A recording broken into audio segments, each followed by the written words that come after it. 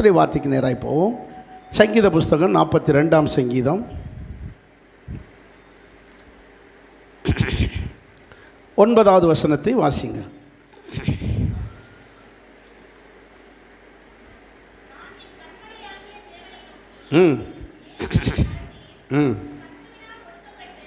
ஏன் என்னை மறந்தீர்? சத்துருவினால் ஒடுக்கப்பட்டு நான் ஏன் துக்கத்தோடு திரிய வேண்டும்? நான் ஏன் துக்கத்தோடு திரிய வேண்டும்? நான் ஏன் என்னை மறந்து, முதல்ல ஏன் என்னை மறந்தீங்க?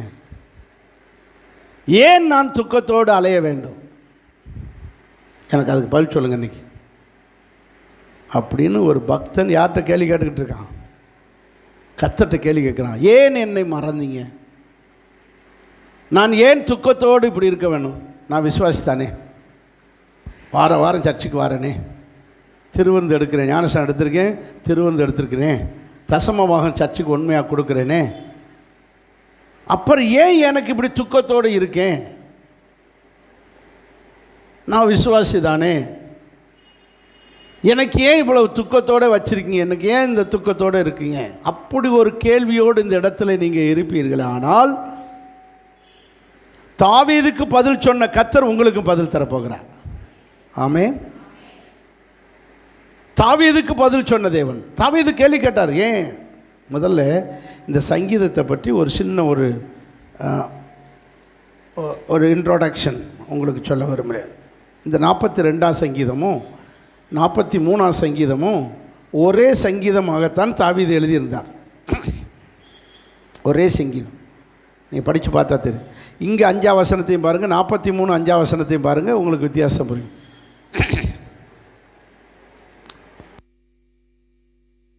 ஆத்மாவே ஏன் கலங்குகிறாய்? ஏன் எனக்குள் தியங்குகிறாய்? அதே மாதிரி அங்கே பாருங்கள். என் ஆத்மாவே ஏன் கலங்குகிறாய்? ஏன் தேங்குகிறாய்? தேவனை நோக்கி காத்து. இங்கேயும் பாருங்கள், தேவனை நோக்கி காத்து. இப்படி இந்த ரெண்டுமே ஒரே சங்கீதமாக தான் இருந்தது. நிறைய காரியங்கள். செப்துவஜிந்த் மொழிபெயர்ப்பு என்று சொல்லக்கூடிய எபிரேய மொழியிலிருந்து கிரேக்க மொழிக்கு மொழிபெயர்க்கும் போது இதை 2 சங்கீதமாக பிரித்தாங்க. இந்த சங்கீதம்னாலே பாட்டு தானேன்னு நமக்கு தலையாட்ட சொல்லுது. அப்படி தானே? பாட்டு வடிவத்தில் தான் தாவீது வசனத்தை என்ன செய்தார்? எழுதினார். சத்தியத்தை பாட்டு வடிவத்தில் தான் கொண்டு வந்தான். ஆனால் அதனுடைய கருத்து, அந்த சத்தியத்தை பாட்டு வடிவத்தில் தான் அவர் எழுதினார். பின்பு மொழிபெயர்க்கும் போது தான் நமக்கு அதை வசனமாக்கினார்கள். இப்போது 1964 புயல் வந்து, சுனாமி வந்து ராமேஸ்வரமே அழிஞ்சது. உங்களுக்கு தெரியாது, நிறைய பேருக்கு, பழைய ஆளுகளுக்கு தெரியும். அப்படி அழிஞ்சதை எப்படியெல்லாம் அழிவு வந்துச்சு, எப்படி புயல் வந்துச்சு, எப்படி அழிஞ்சது, அந்த இதெல்லாம் என்ன செய்வாங்க, எங்கள் ஊரில், எங்கள் ராம்நாத் டிஸ்ட்ரிக்ட் தான், ராமேஸ்வரம், பாட்டாத்தான் பாடுவாங்க. 1964ஆம் ஆண்டு அநியாய புயல் அடித்த அப்படின்னு அந்த கதையாக சொல்லி வாரங்கேளு கதையை எந்த நாளும், அநியாய புயல் அடித்த கதையை எந்தன் கேளும். அந்த புயல் வந்தது கதையை என்ன செய்வாங்க, அப்படி சொல்லுவாங்க. நாங்கள் அப்போ சின்ன பிள்ளைங்க. அப்போ ஒரு சம்பவத்தையே கதையாக சொல்லுவாங்க. ஆளுயர அலைகள் வந்து அநியாயமாய் அழித்து போட, ஆள் உயரத்துக்கு என்ன வந்துச்சான், அலைகள் வந்து அப்படியெல்லாம் ஒரு பாடலாகத்தான் சொல்லுவாங்க ஒரு சம்பவத்தை. இதை மாதிரி தான் தாவீது சத்தியத்தை எப்படி தான் சொன்னார், பாடலாகத்தான் கொண்டு வந்தார். அவர் சொல்கிறாரு, ஏன் என்னை மறந்தீங்க? யார்? ஏன் என்னை மறந்தீங்க? நான் ஏன் இப்படி நான் என்ற வார்த்தையோடு சொல்லுகிறார். ஏன் என்னை மறந்தீங்கன்னு சொல்கிறாரு. இவர் சொல்கிறாரு 5ஆம் வசனத்தில்,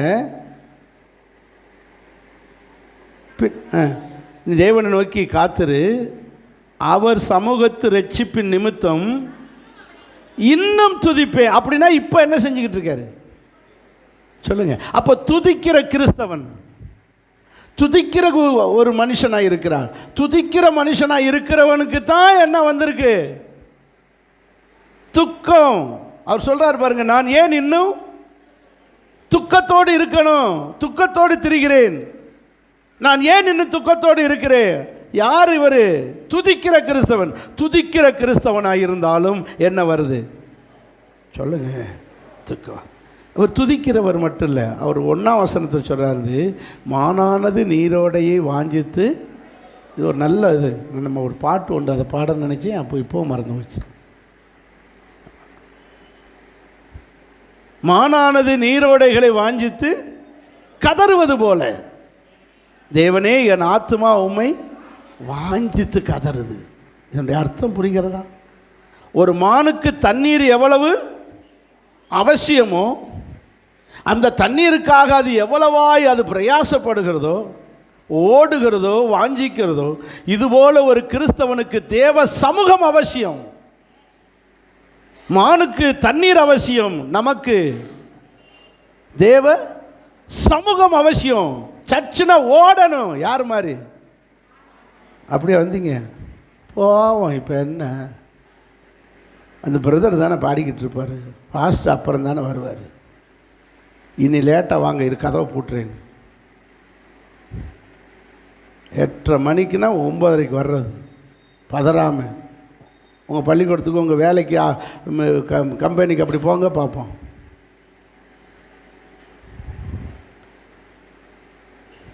நினைச்ச நேரம் வந்து உட்கார்றது, நினைச்ச நேரம் எந்திரிச்சு போகிறது. தேவ சமூகத்தை குறித்ததான வாஞ்சை இருக்கணும். அப்பத்தான் நம்முடைய துக்கம் சந்தோஷமாய், இல்லைன்னா துக்கத்தோட அலைய வேண்டிதான். இவர் சொல்றாரு, நான் உம்முடைய சமூகத்தை மானை போல வாஞ்சியாய் ஓடுகிறேன், தேடுகிறேன். உம்முடைய சமூகத்தை தேடுகிறேன். அது மட்டுமா, நான் துதித்து கொண்டே இருக்கிறேன், இன்னும் துதிப்பேன். அப்படி இருக்க நான் ஏன் இன்னும் துக்கத்தோடு தெரிய வேண்டும்? இந்த துக்கத்துக்கு என்ன காரணம் சொல்றாரு? வாசிங்க 9ஆம் வசனத்தை பாருங்கள். துக்கத்துக்கு ரீசன் என்ன சொல்றாரு? என் சத்துருவினால் ஒடுக்கப்பட்டு நான் ஏன் துக்கத்தோடு தெரியும். அப்போ இவர் துக்கத்தோடு இருப்பதற்கு காரணம் சத்துருக்கள் ஒடுக்குகிறார்கள். 10ஆம் வசனத்தில் சொல்றாரு,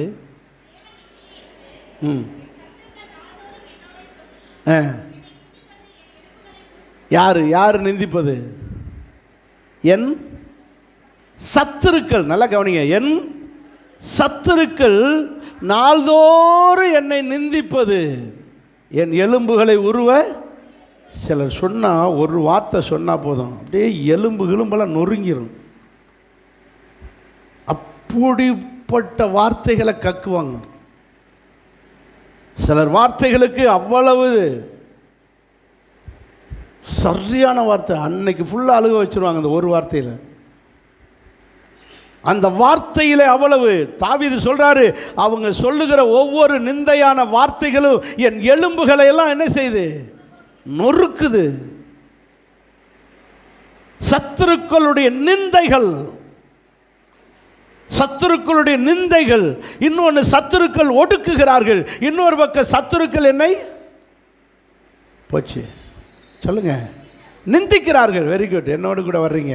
அல்லையா? சொல்லுங்க பார்க்கலாம். ஒரு பக்கம் சத்துரு என்ன செய்கிறார்கள்? ஒடுக்குகிறார்கள். இன்னொரு பக்கம் நிந்திக்கிறார்கள். அதனால தான் தாவீது சொல்றார், நான் எப்படி அலைகிறேன்? துக்கத்தோடு திரிகிறேன். ஏ ஆண்டவரே, நான் எவ்வளவு நாளைக்கு இப்படி துக்கத்தோடு திரிய ஆண்டவர்? ஏன் என்னை மறந்தீர்? எவ்வளவு நாளைக்கு நான் இப்படி துக்கத்தோடு திரிய? ஒரு தேவனுடைய பிள்ளை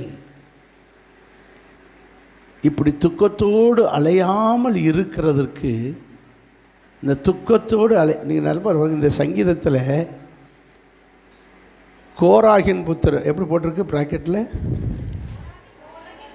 கோராகின் புத்திரரில் உள்ள ராகத் தலைவனுக்கு ஒப்புவிக்கப்பட்ட மஸ்கீல் என்னும் தாவீது செய்யும். இந்த கோராகின் புத்திரரில் உள்ள ராக தலைவனை யார் தெரியுமா? 2 நாளாகம புஸ்தகம் 20ஆம் அதிகாரம் 19ஆம் வசனத்தை பாருங்கள்.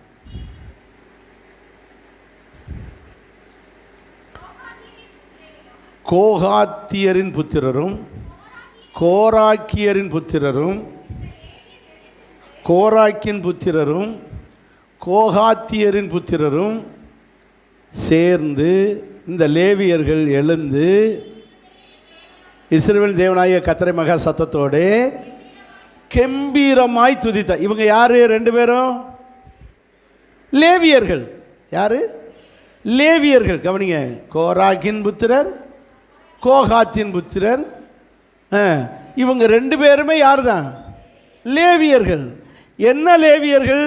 கர்த்தரை துதித்து மகா சத்தமாக கர்த்தரை கெம்பீரமாய் துதிக்கிற கூட்டம். மகா சத்தமாய் கெம்பீரமாய் துதிக்கிறவர்கள். அப்படி துதிக்கிற இந்த கோகாத்தியரின் புத்திரரிடத்தில் போய் இந்த பிரச்சனையை கொடுக்கிறார், இந்த சங்கீதத்தை கொடுக்கிறார். நான் ஏன் துக்கத்தோடு, தன்னுடைய துக்கத்தோடு கூட தன்னுடைய துக்கத்தை கெம்பீரமாய் துதிக்கிறவர்களிடத்தில் கொண்டு போய் கொடுக்கிறார். தன்னுடைய துக்கத்தை கெம்பீரமாய், நல்லா கவனிங்க, ஒருத்தர் நல்லா சிரிச்சுக்கிட்டே இருக்கான், ஒருத்தர் கவலையோடு இருக்கான். கவலையோடு இருக்கிறவன் சிரிச்சுக்கிட்டே இருக்கிறவன்ட்டு போய் சொன்னால் எப்படி இருக்கும்? இதைத்தான் சொல்ற. நல்லா துதிக்கிற கோராகின் புத்திரர்கிட்ட போய் இவர் என்ன செய்கிறாரு?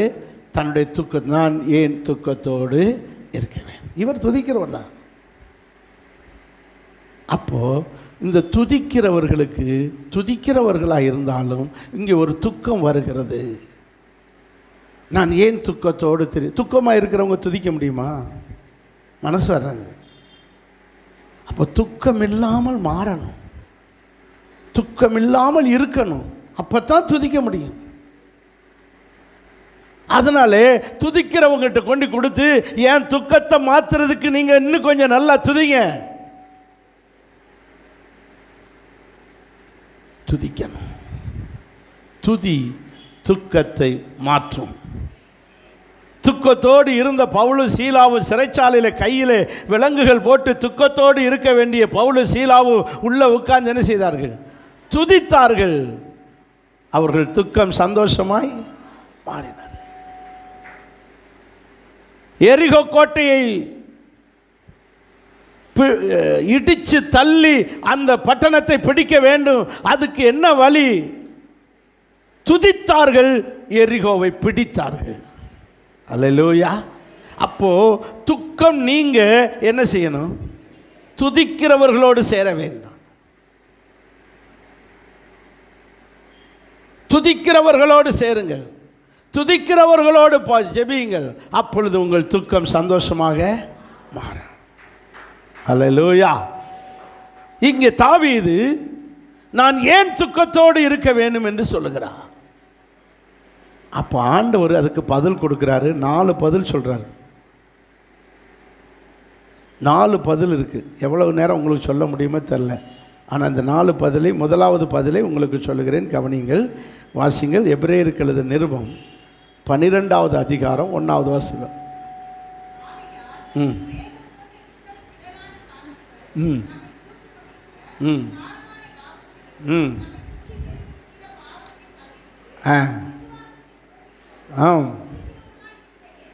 இயேசுவை நோக்கி எல்லாரும் வாசிங்க. இப்போ நோக்கி எல்லாரும் வாசிங்கன்னு சொன்னேன், கவனிக்கலாம்.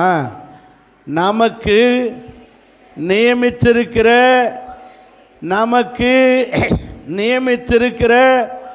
ஓட்டத்தில் பொறுமையோடு ஓட வேண்டும். அப்போ ஏன் துதிக்கிறவர்களாக இருந்தும், ரட்சிக்கப்பட்டவர்களாக இருந்தும், ஆராதிக்கிற ஜனங்களாக இருந்தும் ஏன் துக்கம்? ஏன் நான் துக்கத்தோடு திரிய வேண்டும்? துக்கத்தோடு திரிவதற்கு காரணம், ஏன் நமக்கு துக்கம் வந்தது என்றால், நாம் நியமிக்கப்பட்ட ஓட்டத்திலே, நியமிக்கப்பட்ட பாதையிலே நாம் ஓடும்போது நம்முடைய துக்கம் மாறும். பாதை மாறக்கூடாது. நமக்கு நியமிக்கப்பட்ட ட்ராக் பாதையிலே அல்லது ஓட்டத்திலே ஓட வேண்டும். எல்லாருக்கும் ஒலிம்பிக் போட்டி வந்திருக்கு, நேற்றிலிருந்து ஆரம்பிச்சிட்டாங்க. ஒலிம்பிக் போட்டி நடக்குது. அதில் ஒரு போட்டி என்னது? ஓட்டப்பந்தயம். 100 மீட்டர்ஸ், 200 மீட்டர்ஸ், 400 மீட்டர்ஸ் அப்படி வரும். 1000, 5000, 10,000 வரும். ஓடணும். என்ன ஒன்றுனா, இந்த 100, 200லாம் பார்த்தீங்கன்னா அவங்களுக்குன்னு ஒரு கோடு போட்டிருப்பாங்க. அந்த கோட்டுக்குள்ளே தான் என்ன செய்யணும்? ஓடணும். உங்களுக்குன்னு ஒரு கோடு இருக்கு, நியமித்த பாதை இருக்கு. அந்த பாதையிலே துக்கம் இருக்கத்தான் செய்யும். ஆனால் நீ அந்த துக்கத்தில் என்ன செய்யணும்? ஓடணும். உனக்கு நியமித்த பாதையிலே சில துக்கத்தை வைத்திருப்பார். அந்த துக்கத்தை ஏற்றுக்கொண்டு நீ ஓடி பாரு, அந்த துக்கம் சந்தோஷமாய் மாறும். அல்லேலூயா. ஒரு கிறிஸ்தவனுக்கு துக்கம் வரத்தான் செய்யும். உனக்கு நியமித்த பாதையிலே அது எல்லாருக்கும் இருக்காது, ஒரு சிலருக்கு அந்த பாதை இருக்கும். அந்த துக்கம் சந்தோஷமாய் மாறக்கூடியதை ஒழிய அதுக்காக நாம் ட்ராக்கை மாற்ற இந்த கோட்டுக்குள்ளே ஓடினா துக்கம் இருக்குது, அதனால இப்போ சிஸ்டர் உங்கள் கோட்டுக்குள்ளே நான் வந்துக்கிறேன். அந்த கோடு என்ன தெரியுமா? முள் இருக்கிற ஓடு. தாவீது சொல்கிறாரு, அவருக்கு நியமிக்கப்பட்ட ஓட்டம் என்ன தெரியுமா? 2 கொரிந்தியர் 9ஆம் அதிகாரத்தில் அவர் சொல்கிறாரு, 2 கொரிந்தியர் 9ஆம் அதிகாரத்தில் 7ஆம் வசனத்தில், கட்டாயமாயும் அல்ல ஓடக்கட தனக்கு தேவன் நியமித்த நியமனத்தின்படி, தனக்கு தேவன் நியமித்தபடி அவன் என்ன செய்ய கடவன்?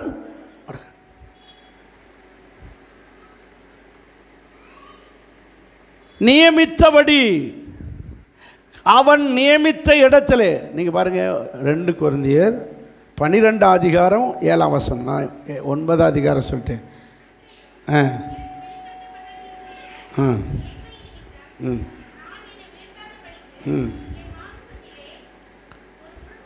எனக்கு ஒரு முள்ளு கொடுக்கப்பட்டிருக்கிறது. சத்தமாக ஒரு அல்லேலூயா சொல்லுங்க. எனக்கு ஒரு, அப்போ இவர் பாதையில் என்ன இருக்கு? முள்ளு. இவருக்கு நியமித்த பாதையிலே என்ன இருக்குது? இந்த முள்ளை தாண்டி இந்த முள்ளுக்குள்ளே தான் ஓடணும். தாவீதுக்கு நியமித்த பாதையிலே துக்கம். எபிரேயக்காரனுக்கு சொல்லுகிறார், உனக்கு நியமித்த பாதையிலே என்ன இருக்கிறது? மறுபடியும் வாசிங்க, எபிரேயர் 12:1.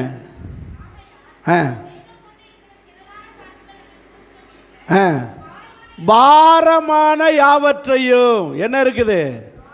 இவர் நியமித்திருக்கிற பாதையில் என்ன உண்டு?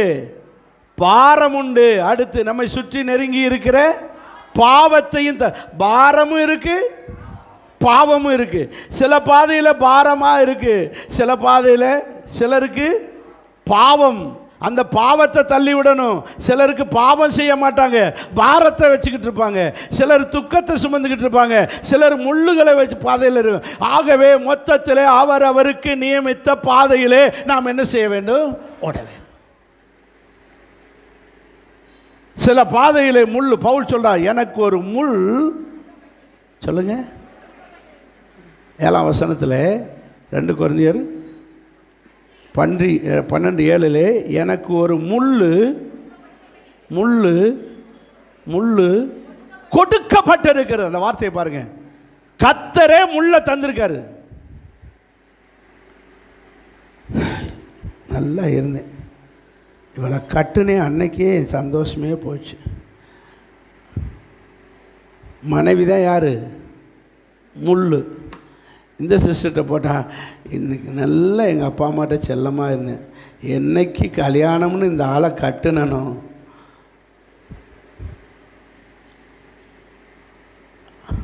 முள்ளு. சில பிள்ளைகள் முள்ளு, சில வேலை டியூட்டி முள்ளுகளை தந்திருக்க. எனக்கு என்ன தெரியுமா? பவுல் முள்ளுன்ற பிறகு அவருடைய வியாதி தான் அவருக்கு பலவீனம்னு சொல்கிறார். எப்படி சொல்கிறாரு? எனக்கு பலவீனம், வீக்னஸ். அவருக்கு பலவீனம் தான் அவருக்கு முள்ளு. ஏன் முள்ளுன்னு, பலவீனத்துக்கு முள்ளுன்னு பேர் வச்சிருக்காரு தெரியுமா? முள்ளுன்னா என்ன செய்யும்? குத்தும். ஊசி போல் என்ன செய்யும்?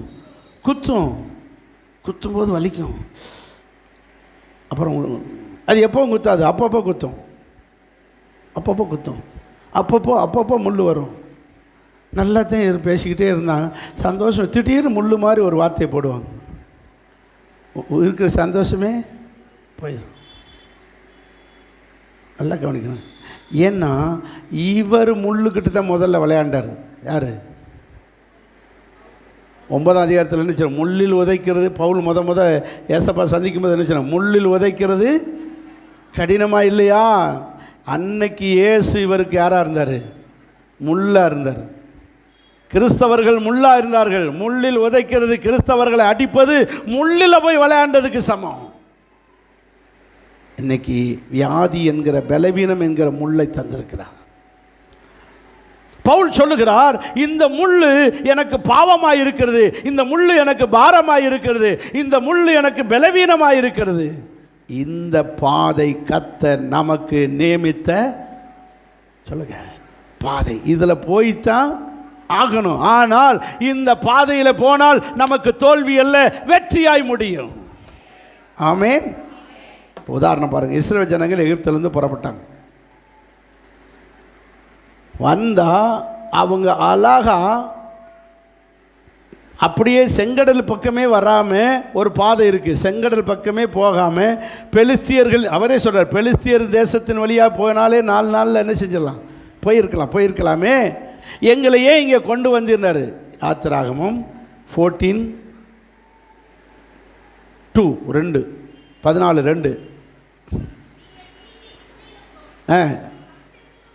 சமுத்திரத்துக்கு நடுவே முன்பாக இருக்கிற ஈரோத்து பள்ளத்தாக்கு முன்னாடியிலே பாளையம் இறங்க வேண்டும் என்று இஸ்ரவேல் புத்திரருக்கு சொல்லு.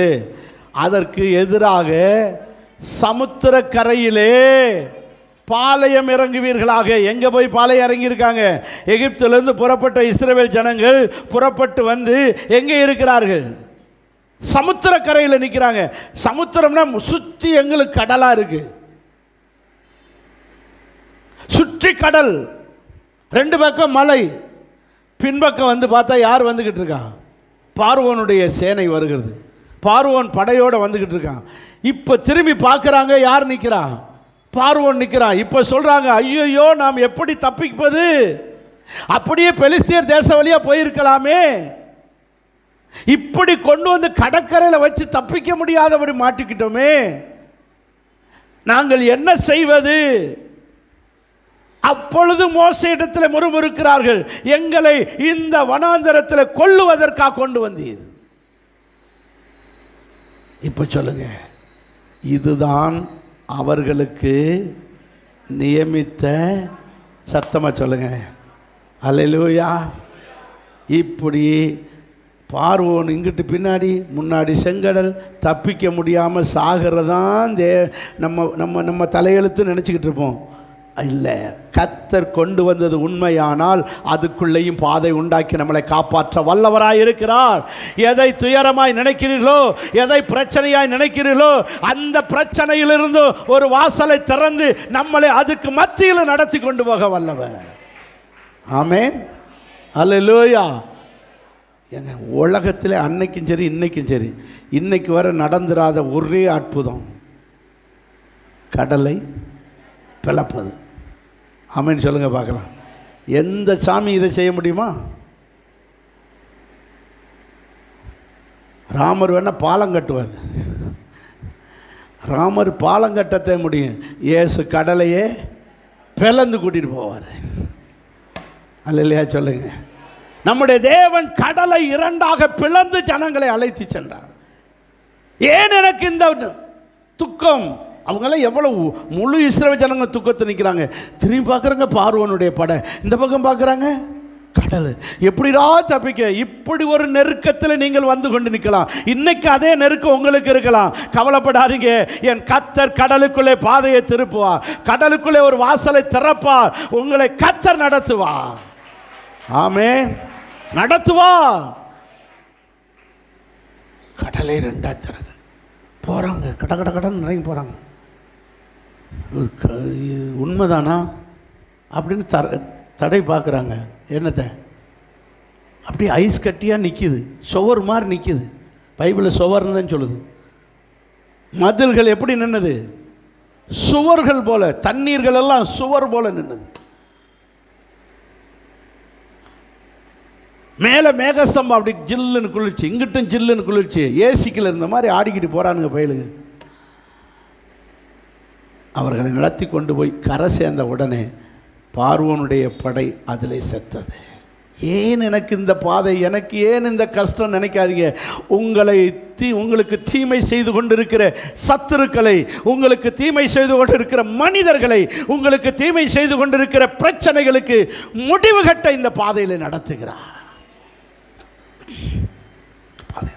நியமித்த பாதையிலே போங்க. அது ஒருவேளை துக்கமாக இருந்தாலும் சந்தோஷமாய் சொல்லுங்க. கர்த்தர் நியமித்த பாதையிலே பவுல் போனதினால் அவருக்கு முள்ளா இருந்தாலும் அது மகிமையா முடிஞ்சு. ஏன் எனக்கு முள்ளு? அவர் 2 காரணம் சொல்றாரு. 2 கொரிந்தியர் 12:7 மறுபடியும் வாசிங்க.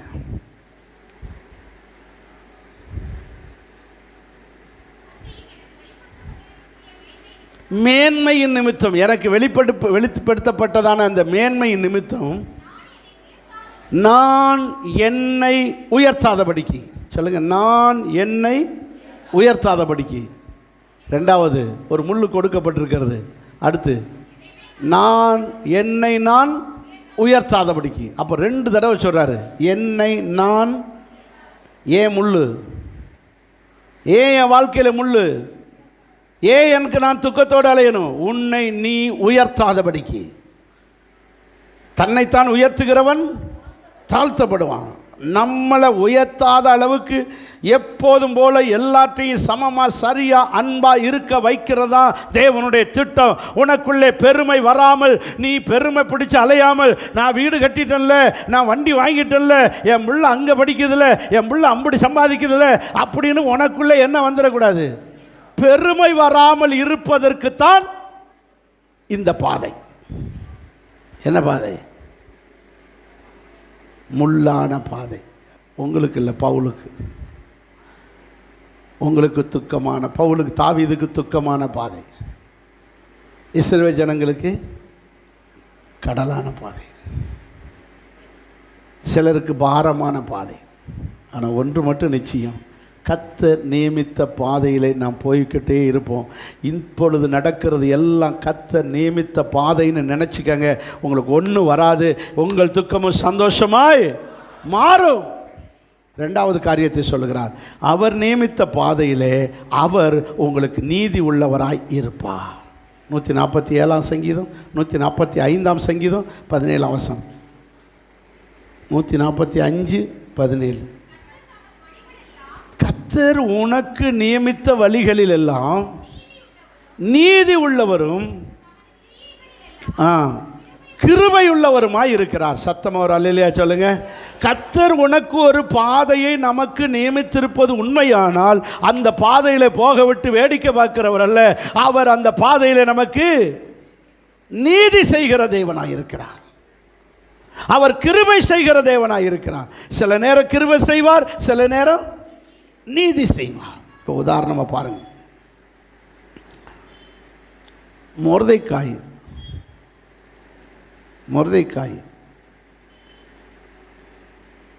ஒரு நல்ல உண்மை கிறிஸ்தவன். அவருக்கு ஆபத்து உண்மையாக இருக்கிறவனுக்கு எப்படி என்ன வரும்? ஆபத்தை கொண்டு வருவான், சோதனையை கொண்டு வருவான். அவன் சோதனையில் சிக்கி சின்னாபண்ணமாக ஆகிடக்கூடாது என்பதற்காக அட்வான்ஸாகவே கர்த்தர் நீதியுள்ள தேவன் அவரை காப்பாற்றுவதற்காகவே எஸ்தரை கொண்டு மனைவி ஸ்தானத்தில் உட்கார வச்சார். எஸ்தர் யாரு? மொர்தெக்காய்க்கு சகோதரி. என்னது? சிறிய தகப்பனுடைய மகள், சித்தப்பா மகள், கசின் சிஸ்டர், சிறிய தகப்பனுடைய மகள். கொண்டு போய் உட்கார வச்சுட்டார் பாருங்க. யாருக்கு ஆபத்து வராதபடிக்கு? மொர்தெகாய்க்கு. அப்படி என்றால் அங்கதான் கர்த்தர் ஒரு பாதையை உண்மையாய் வாழுகிற பிள்ளைகளுக்கு துணை நிற்கிற, நீதி செய்கிற நம்முடைய தேவன் அங்கே நீதியும் செய்கிறார், கிருபையும் செய்கிறார். அல்லேலூயா. உங்களுக்கு ஒரு ஆபத்து அவர் நியமித்திர பாதையில் ஓடு வரைக்கும் நமக்கு ஒன்றுமே வராது. நல்லா கவனிச்சுக்க. இன்னொரு சம்பவத்தை சொல்கிறேன். தாவீது சொல்கிறாரு, கர்த்தர் என் மெய்ப்பராய் இருக்கிறார். 23ஆம் சங்கீதத்தில் கர்த்தர் நான் தாழ்ச்சி அடையேன். 4ஆம் வசனத்தில் சொல்கிறாரு, அவர் மரண இருளின் பள்ளத்தாக்கிலே நடந்தாலும். யாருக்கு?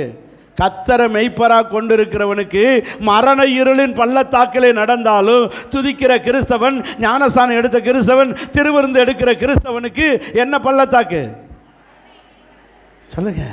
மரண இருளின் பள்ளத்தாக்கிலே நடக்கும்னு சொல்ல, நடந்தாலும் சில வேளை அந்த பாதையில் நடத்தினாலும் எல்லாருக்கும் மரண இருள் வரும்னு சொல்லலை. ஒருவேளை சிலருக்கு அந்த பாதை வழியா நடந்தாலும் 5ஆம் வசனத்தில் சொல்றாரு, உனக்கு பந்தியை ஆயத்தப்படுத்துவார். சத்தம் வரால் இல்லையா சொல்லுங்க. ஸோ கர்த்தர் ஒரு காரியத்துக்குள்ளே நடத்தும் போது அதற்குரிய பிரதிபலனோடு கிருபையுள்ள கிரியைகளை நடப்பிக்கிறவர், அவர் நீதி செய்கிறவராக இருக்கிறார். கவலைப்படாதீங்க. ஒரு கஷ்டம் வருதுன்னா அதுக்கு கூடவே நின்று துணை செய்கிறவர் தான் நம்முடைய தேவன். நம்ம துக்கத்தோடு தெரிய விடுகிறவர் அல்ல.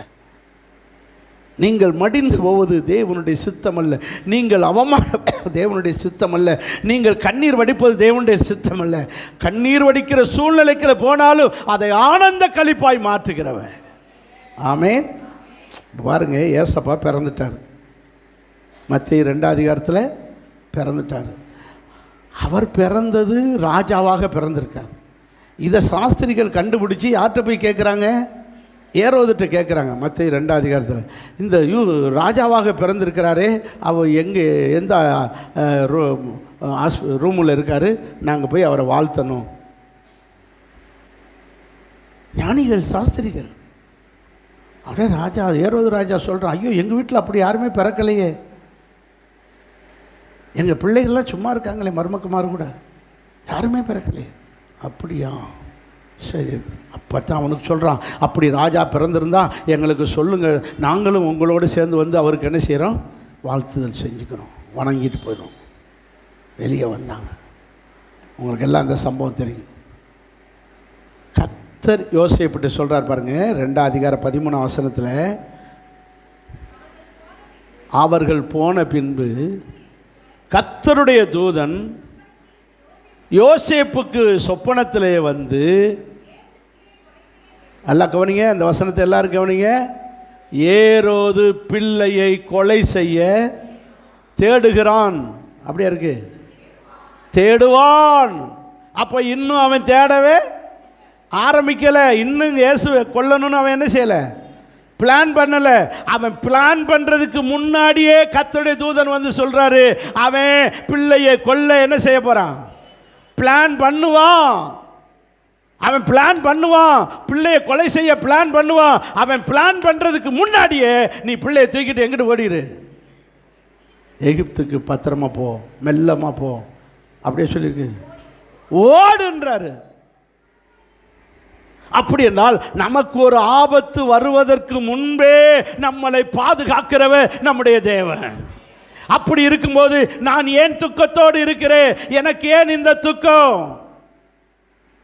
இந்த துக்கத்தின் பாதையில் நீ போ, நான் உன் கூட இருப்பேன். உனக்கு நான் நீதி செய்கிற தேவன், உனக்கு நியாயம் செய்கிற தேவன், உன்னைய கிருபையா என்ன செய்கிற தேவன், பாதுகாக்கிற தேவன். ஹல்லேலூயா. அவன் பிளான் பண்ணுறதுக்கு முன்னாடியே நம்மளை காப்பாற்ற இவர் பிளான் போடுறாரு. அப்படி இருக்கிற உங்களை விடுவாரா? ஆமென் சொல்லுங்க. ஹல்லேலூயா. அப்படிலாம் செய்கிற தேவன் உங்களை கைவிடுவாரா? நம்முடைய தேவன் அதிகாரிகளுக்கெல்லாம் அதிகாரி, அப்படித்தானே? ராஜாக்களுக்கெல்லாம் ராஜா. உங்கள் manager, general manager, factory manager, என்னென்ன மேனேஜர் போடுங்க, சீனியர் மேனேஜர், அவருக்கெல்லாம் மேனேஜர். இயேசுவை பிடிச்சி கொண்டு யார்கிட்ட நிப்பாட்டியிருக்காங்க? பிலாத்துக்கிட்ட நிப்பாட்டியிருக்காங்க. பிலாத்து சொல்கிறான், யோவான் 19 அதிகாரம் 10ஆம் வசனத்தில், அப்பா சீக்கிரம் எடுங்க. பிலாத்து, நீ என்னோடு கூட பேசுகிறது இல்லையா? உன்னை சிலுவையில் அறைய எனக்கு அதிகாரம் உண்டு என்றும், நான் நினச்சா உன்னை விடுதலை பண்ண எனக்கு அதிகாரம் உண்டு என்று உனக்கு தெரியாதா? யார்கிட்ட கேட்குறான்? ஏசு, ஹலோ ஏசு, இப்படி தான் கூப்பிட்டுருப்பான். யார்? பிலாத்து. இவர் குனிஞ்சிக்கிட்டே நின்றுப்பார். ஏசு, என்னை பாருப்பா, தலையை நிமிர்ந்து பாருப்பா, என்னை பாரு, நான் யார் தெரியுமா? இந்த தேசத்தின் ராஜா. நான் நினச்சா உன்னை சிலுவையிலே அறைய முடியும், உன்னை விடுதலை ஆக்க முடியும், தெரியுமா? அதுக்கு ஏசப்பா என்ன பதில் சொன்னார் தெரியுமா? பரத்திலிருந்து உனக்கு இதை செய்ய, இவரை சிலுவையில் அறைய விடுதலை பண்ணுன்னு அவன் பரத்திலிருந்து உனக்கு மேலே ஒரு ராஜா மேலே உட்காந்துக்கிட்டு இருக்காரு, உனக்கு மேலே ஒரு அதிகாரி இருக்காரு. அவர் சொன்னால் மட்டும்தான் நீ எனக்கு செய்ய முடியும். அவர் சொல்லாம நீ ஒன்று என்னை செய்ய முடியாது. இப்போ சொல்லுங்க, இப்போ சொல்லுங்க, உங்களுக்கு மேலே யார் இருக்கா? வீட்டுக்காரர் சர்ச்சுக்கே போகக்கூடாதுன்னு சொல்கிறாரு. அவருக்கு மேலே ஒரு வீட்டுக்காரர் இருக்கார். எத்தனை பேர் நம்புறீங்க? ஆமே. அவருக்கு மேலே ஒரு வீட்டுக்காரர் மேலே இருக்கார், பரத்திலிருந்து உத்தரவர் வரைக்கும். அதுதான் நமக்கு மேலானவர். நம்முடைய தேவன் என்னது? உயர்ந்தவர்களுக்கும் மேல் உயர்ந்தவர். பிரசங்கி 5:8 எப்படி சொல்லுங்க? போச்சு போச்சு போச்சு போச்சு போச்சு போச்சு. ஒரு தேசத்தில் ஏழைகள் ஒடுக்கப்படுகிறதையும் நியாயம் நீதியை புரட்டுகிறதையும் இதை குறித்து ஆச்சரியப்படாது. இதெல்லாம் பெரியவங்க பணக்கார ஏழைகளை ஒடுக்கிறது இதெல்லாம் சகசம், ஆச்சரியப்படாத. ஏன்னா உயர்ந்தவன் மேல் உயர்ந்தவன் காவலாளியாக இருக்கிறான். ஆனால் அவர்கள் எல்லாருக்கு மேலும் உயர்ந்த ஒருத்தர் இருக்கிறாரு. மேனேஜருக்கெல்லாம் மேனேஜர் ஒருத்தர் இருக்காரு, அவர் தான் நம்மால். அல்லையா சொல்லுங்க.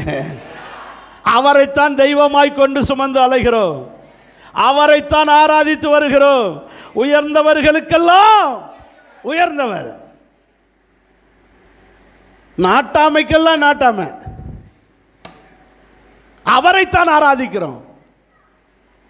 அவர் நல்லவர், நீதி செய்கிறவர், கிருபை நிறைந்தவர். ஆகவே நீங்கள் பயப்பட வேண்டிய அவசியமே இல்லை.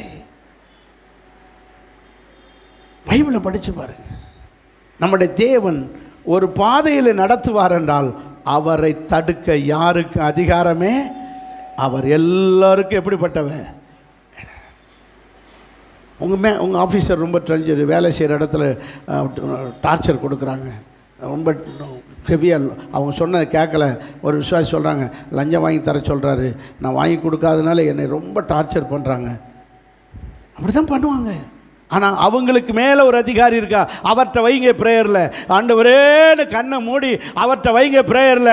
அந்த அதிகாரி இந்த அதிகாரி ஒரு கை பார்ப்பாரு. ஆமேன். தேவன் நம்மளை கைவிடவே மாட்டார்.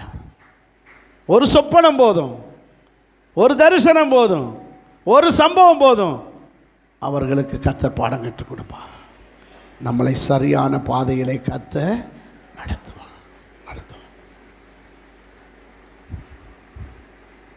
மூணாவது ஒரு காரியத்தை சொல்லுகிறார். என்ன காரியம் தெரியுமா? கர்த்தரிடத்தில் அன்பு கூறுகிறவர்களுக்கு சொல்லுங்க, அவர் நடத்துகிற பாதையிலெல்லாம் நன்மைக்கு ஏதுவாய். வாசிங்க ரோமர் 8:28.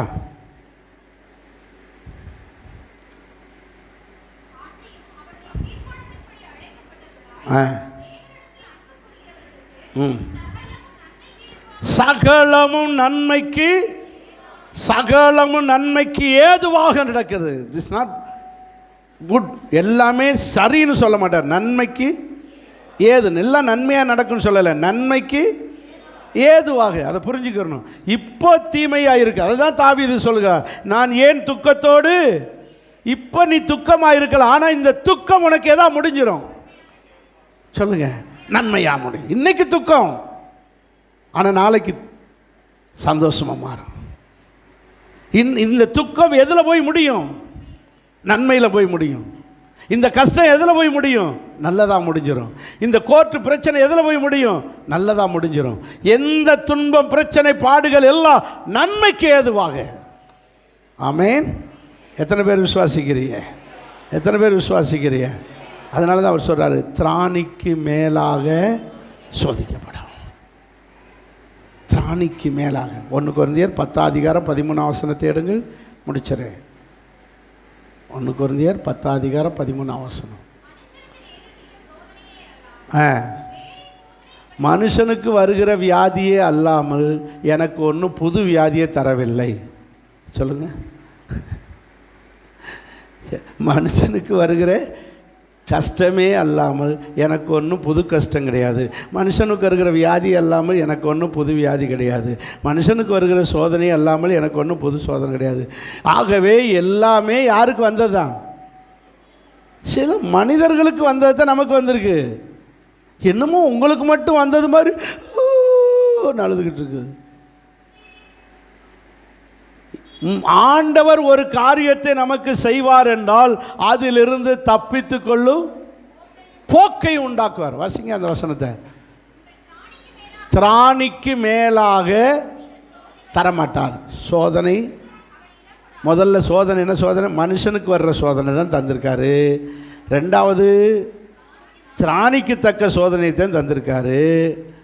எப்படி சொல்கிறார் பாருங்க. ஒன்று மனுஷனுக்கு வர்ற சோதனை தான் தந்திருக்காரு, ரெண்டாவது திராணிக்கு தக்க சோதனையை தான் தந்திருக்காரு, மூணாவது அதுக்குமே என்னால் தாங்க முடியலாண்டவர், என்னால் தாங்க முடியாதப்பான்னு ஒப்பாரி வச்சேன்னா அதிலிருந்து தப்பித்து கொள்ளுகிற போக்கையும் தருவார். வெறும் போக்கள் என்னது? எஸ்கேப். நீ இந்த வாசல் வழியா அப்படி போயிரு, இந்த கொல்லப்புற வாசல் வழியா போயிரு என்று நம்மளை தப்பித்து கொள்ளுகிற சோதனையைத்தான் தருவார். ஒன்று எல்லாருக்கும் போல உள்ள சோதனையைத்தான் தருவார், ரெண்டாவது திராணிக்குத்தக்க சோதனை தருவார், மூணாவது தப்பித்து கொள்ளுகிற சாய்ஸையும் கத்தர் வச்சிருக்கார். அப்புறம் ஏன் நீங்கள் துக்கத்தோடு அலையணும்? எதுக்கு துக்கத்தோடு இருக்கணும்? இருக்கிறவரை சந்தோஷமாக இருப்போம். உங்கள் துக்கம் சந்தோஷமாக மாறும். எனக்கு இப்படி வந்துருச்சு, எனக்கு இப்படி நடக்குது, எனக்கு இப்படி ஆகிப்போச்சு, இப்படியோ பாரி வச்சுக்கிட்டு அழுதுகிட்டு பாடு போட்டுக்கிட்டு வீட்டுக்குள்ள நிம்மதியெல்லாம் மூஞ்சியை உம்முன்னு வச்சுக்கிட்டு என்ன? உங்கள் துக்கத்தினால ஒரு முளத்தை கூட்ட முடியுமா, குறைக்க முடியுமா? நீங்கள் துக்கப்பட்டதுனால உங்களுக்கு ஏதாவது நல்லது ஆகுமா? ஒன்றும் ஆகாது. கர்த்தருடைய கிருபை வெளிப்பட்டால் ஒழிய உங்களை காப்பாற்றவே முடியாது. என் ஆண்டவர் சகலவற்றிலிருந்தும் நம்மளை விடுவிக்கிறவராக இருக்கிறார். ஆமென். யோபுவுக்கு சோதனைனாலே நம்ம யாரை எடுப்போம்? யோபுக்கு மாதிரி எனக்கு சோதனை வருஷம், யோபுக்கு மாதிரி சோதனை நம்ம யாருமே கம்பேர் பண்ண முடியாது. அவருக்கு மாதிரி அனைத்து சொத்துக்களும் இழந்து, உடம்பில் உள்ள ஆரோக்கியத்தை இழந்து, அவர் பெற்ற பிள்ளைகளை பூரா இழந்து, அவர் இழக்காத ஒன்றே ஒன்றுன்னா உயிரா? அவங்க தான் கரெக்டாக சொல்லுவாங்க, மனைவி தான். சேர்த்து அதையும் இழுத்துட்டு போயிருந்தா கூட நிம்மதியாக இருந்திருப்பார். அப்படித்தானே? யோபுடைய மனைவி தான். அதையும் சேர்த்து கழுது கொண்டு போயிருந்தா கூட ஒரு பரவாயில்லன்னு போயிருக்கான். ஆனால் கூட கொண்டு போக மாட்டார். ஏன் தெரியுமா? ஏன் மனைவியை மட்டும் விட்டு வச்சிட்டாரு? தெரியாது. அந்த ரகசியம் உங்களுக்கு தெரியாதுல்ல? தெரியுமா? சொல்கிறேன், கேட்டுக்கங்க. இருவரும் எவராக இருக்கிறாங்க? கணவன் மனைவி 2 பேரும் சொல்லுங்கள், ஒரே சரீரம், ஒருவராக இருக்கிறார்கள். அதனால் பாதியை விட மாட்டார். சாகு வரைக்கும் பஞ்சாயத்தில் முடிஞ்சு கோர்ட்டு எல்லாம் பிரச்சனைலாம் தீர்ந்து நோயெல்லாம் குணமாகி நல்ல மறுபடியும் ஆசீர்வதிக்கும் போது யார் வந்து நிற்கிறா? அதே மனைவி தானா? ஐயோ பதறியிருப்பார். இன்னும் இவளோட தான் குடும்பம் நடத்தணுமா? செத்து தொலைன்னு சொன்னாலே. ஏன் மனைவியை கடைசி வரை வச்சிருப்பார் தெரியுமா? எடுங்க, நீங்கள் தான் வாசிக்கணும். 1 பேதுரு அந்த ரகசியம் சொல்லித்தாரு. உங்கள் மனைவியை கடைசி வரைக்கும் வச்சுருப்பார். அது முள்ளாக இருந்தாலும் சரி, குலைக்கிற நாயாக இருந்தாலும் சரி, கடிக்கிற நாயாக இருந்தாலும் சரி, அது முள்ளாக இருந்தாலும் உங்கள் மனைவி உங்களோட கடைசி வரை இருப்பாங்க. ஏன் தெரியுமா? வாசிங்க 1 பேதுரு 3ஆம் அதிகாரம். பிரதர்ஸ் நீங்கள் தான் வாசிக்கணும், உங்களுக்காக தெரிந்த வசனம். 7ஆம் வசனத்தை பாருங்கள். அந்தப்படி புருஷர்களே இருங்க, புருஷர்கள் வாசிக்கணும். நீங்கள் வேகமாக உங்களுக்கு வசதினாலும் வேகமாக வாசிக்கிறீங்க. வாசிங்க சிப்பிட. ஒருத்தருமே ரெடியாக இல்லை, விட்டுட்டு போகிறதுல தான் ரெடியாக இருக்கேன். மனைவியே வாசிங்க. மனைவிக்கு புருஷர்களே, மனைவியானவள் பலவீனமான பாண்டமாக இருக்கிறபடியால். இதுவா பலவீனமான பாண்டம்? ஐயோ நம்ப முடியலையே. சரி, பலவீனமான பாண்டமாக இருக்கிறபடியால் உங்கள் ஜெபத்துக்கு தடை வராதபடிக்கு நீங்கள் விவேகத்தோடு அவளோடு. அப்போ கல்யாணம் ஆனவங்களாம் எப்படி குடும்பம் நடத்தணும் சொல்லுங்கள்? கொஞ்சம் விவேகத்தோடு தான் குடும்பம் நடத்தணும். இல்லை அப்படின்னா சமாதானமே போயிடும். நான் ஏற்கனவே சொன்னேன்ல, ஏசப்பா நம்ம வச்சுட்டு போன ஒரே சொத்து என்னது? ஏங்க, ஏசப்பா வந்து நமக்கு வச்சுட்டு போன ஒரே சொத்து எது தான்? என்னுடைய சமாதானத்தையே. அதுதானங்க இன்னைக்கு தேவை. தனி மனுஷனுக்கு தேவை எது? குடும்பத்துக்கு தேவை, சபைக்கு தேவை, நாட்டுக்கு தேவை. சமாதானம் இல்லைன்னா குடும்பம் சிதறிடும். அதுக்காகத்தானே அட்ஜஸ்ட் பண்ணி போகுது. ஆமென் சொல்லுங்க. பாருங்க, விவேகத்தோடு அவளோடு கூட வாழ்ந்து. இதை வாசிங்க, ஆண்கள் இதை வாசிக்கணும். உங்களுடனே கூட பிரதர்ஸ், உங்களோடு கூட அவளும் எவளும் லோத்து மனைவியாகி போன்ற சொல்லுங்க, அவர்களும் நித்திய ஜீவனுக்குரிய கிருபையை சுதந்தரிக்கிறவர்களாக இருக்கிறபடியால் அவர்களுக்கு செய்ய வேண்டிய கணத்தை. அப்போ நம்மோடு கூட நித்திய ஜீவனையும் சுதந்தரிக்க போகிறவங்க யாரு? Mister Lot, Mrs Lot. புரியுங்களா? மிஸ்ஸிஸ் லோத்தும் நித்திய ஜீவனை யாரோட சேர்ந்து? லோத்தோட சேர்ந்து சுதந்தரிக்க போகிறபடியால் அந்த மேடத்தை விட்டு வச்சிருக்காரு. அதனாலே கர்த்தருடைய பிள்ளைகளே, அவங்க இல்லாமல் நீங்கள் பரலோகம் போகவே முடியாது. உங்களுக்கு ஏற்ற பாயிண்ட் தானே? உங்களை அல்லாமல் அவர்களுக்கு பரலோகமே கிடைக்காது. நீங்கள் அவர்களும் நித்தியத்தை சுதந்திரித்துக் கொள்ளுகிறவர்களாக இருக்கிறபடியால் அவர்களோடு விவேகத்தோடு அட்ஜஸ்ட் பண்ணுங்கள். ஏனென்றால் நம்முடைய தேவன் அவருடைய வசனத்தின்படி நமக்கு திராணிக்கு மேலாக சோதிக்கிறவர் அல்ல. துக்கத்தோடு அல்லாமல் நீங்கள் சந்தோஷமாய் இருக்க, சமாதானமாய் இருக்க பழகி கொள்ளுங்கள். உங்கள் துக்கமும் சந்தோஷமாய் மாறும். எத்தனை பேர் விசுவாசிக்கிறீங்க? அல்லேலூயா. 4வது ஒரு காரியம் சொல்கிறார். 104ஆம் சங்கீதம் 9ஆம் வசனம். முடிச்சிடறேன் இந்த வசனத்தை.